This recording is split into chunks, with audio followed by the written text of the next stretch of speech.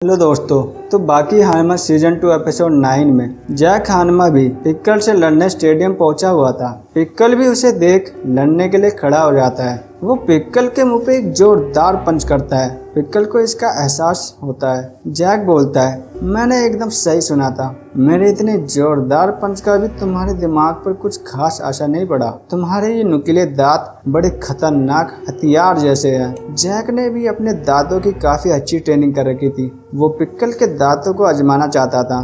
दोनों एक दूसरे को अपने दांतों से पकड़ लेते हैं। दोनों के बीच दांतों का एक खतरनाक संघर्ष हो रहा था कि पिक्कल उसे अपने दांतों से उठाकर गोल गोल घुमाकर दूर फेंक देता है। इस वजह से जैक का आधा चेहरा गायब था। पिक्कल उसका आधा चेहरा खा गया था। इसी बीच बाकी भी टोपोगावा को फोन करता है, पर वो बताते हैं कि तुम लेट हो। जैक तुमसे भी पहले यहाँ पिक्कल से लड़ने आ गया है। बाकी ये सुन पछतावा महसूस करता है। पिक्कल जैक की तरफ बढ़ रहा होता है। आधा चेहरा खोने के बावजूद जैक स्माइल कर रहा होता है। एक स्माइल देख टोपोगावा सोच में पड़ जाते हैं कि अपना आधा चेहरा खोने के बावजूद भी वो लड़ना चाहता है। जैक पिक्कल पर घूमकर अपनी पूरी ताकत से उसके जबड़े पर पंच करता है और पिक्कल हवा में उड़ जाता है। जैक बोलता है, मैंने कई लोगों को इस पंच से ढेर कर दिया, लेकिन पिक्कल पर इसका कोई असर क्यों नहीं हो रहा। उसे पिक्कल की ताकत का पता नहीं लग पा रहा था। उसके बाद पिक्कल अपना वही जानलेवा स्टांस करता है जिससे उसने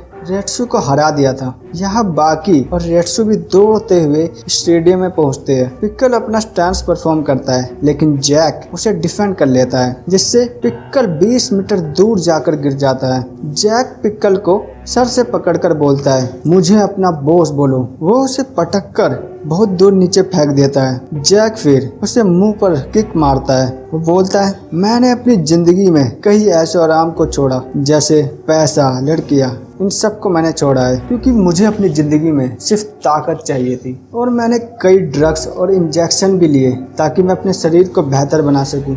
मैं तुमसे कभी नहीं हार सकता। इसके बाद जैक पिक्कल का एक कान उखाड़कर उसके मुंह पर मारता है। पिक्कल अपने कान को देख दर्द महसूस कर रहा होता है। उसे दोनों कानों से अलग अलग आवाजें सुनाई दे रही थी। पिक्कल को इस बात पर बहुत गुस्सा आता है। जैक उसको फिर एक पंच मारता है, लेकिन वो पिक्कल को नहीं लगता। वहाँ पर धूल इकट्ठा होती है।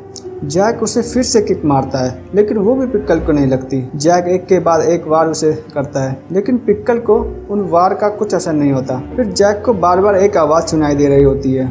वहाँ के बैरिकेड टूटे हुए थे। अब जैक को समझ आता है कि जब से वो पिक्कल को पंच कर रहा था, उसने उसे बड़ी तेजी से डॉज किया, इतनी तेजी से कि कोई उसे देख ही नहीं पाया। जैक बोलता है, इतनी फुर्ती, ये तो गजब है। इसका सामना करना तो मेरे लिए ऐसा है जैसे उस समय के कई डायनासोर का सामना करना। वो पिक्कल को फिर एक पंच मारता है। साथ में पिक्कल भी उस पर वार करता है, जिसे जैक हानमा सहन नहीं कर पाता और पिक्कल उसे 2-3 वार कर दीवार पर पटक देता है। अब जैक बेहोश हो गया था और पिक्कल अपनी जीत पर वही डांस कर रहा था। पिक्कल की आंखों में अब वही आंसू आ जाते हैं जब वो किसी को खाने वाला होता है, यानी अब वो जैक को खाने आगे बढ़ता है। ये देख टोपोगावा बोलते हैं, मेरे सभी फाइटर्स एक के बाद एक इस पिक्कल से हारते जा रहे हैं। ये देख उन्हें रोना आ रहा था। पिक्कल जैसे ही जैक के पास पहुंचता है, उसे एक मधुमक्खी की आवाज आती है और वो वहां से लौटकर वापस आ जाता है। दरअसल जब पिक्कल छोटा था, उसने एक मक्खी को मारकर खा लिया था, जिसे उसके मुंह के अंदर बहुत तेज जलन हो रही थी और वो उसे बर्दाश्त नहीं कर पाया।